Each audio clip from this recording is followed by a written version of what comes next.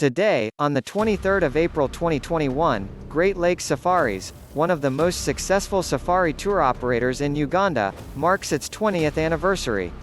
Ugandan founder and CEO, Amos Wekesa, has much to celebrate as he looks back on the past 20 years.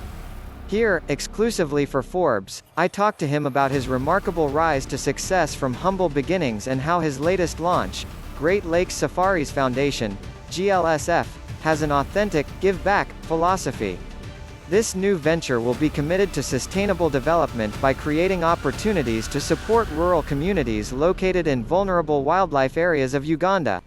You've come a long way from growing up in a small village on the border of Uganda and Kenya in the 1970s. Was being CEO of your own company always the dream? Achieving what I have was so far from my reality when I was growing up. We had very real and daily challenges of finding where the next meal was coming from and jostling to survive. So, I never imagined that I could achieve even 10% of what I have. I failed in school and only started my A-levels at the age of 23. I never thought I would be anything. I just wanted to find a way to survive. When I got my second job in an office, I would watch and learn from others, and only then did I have an aspiration that maybe I could match what they were doing. Even in my early days as a tour guide, I did not have this dream. People kept telling me you are so good at what you do. After a while, I started to believe them. Out of necessity, due to the political situation in Uganda, your family made a living as smugglers. What are your main recollections of this time? I was born in 1973, a difficult time in Uganda under the rule of Idi Amin. There was nothing across the country, not even any bread. We lived in a small village called Lwakhakha, on the eastern border of Uganda and Kenya. My parents would smuggle basic food items, like tea and sugar, across the border.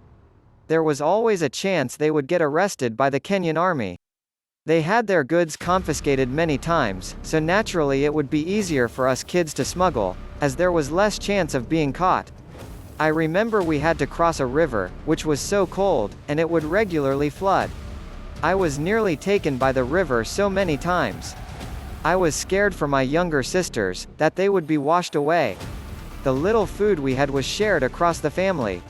Apart from the chicken. Only the adults would eat the chicken and, us kids we would wake up early the next morning to search for the leftover bones and strip them of any remaining meat. To this day, I still do the same. My family laugh at me when I eat chicken. There is no waste. You were chosen by the Salvation Army to be taken away to be educated. But it must have been so difficult to leave home at the age of 10. How did you manage? I had no choice in the matter. I would get the beating of my life by my mother if I did not go. She showed us tough love,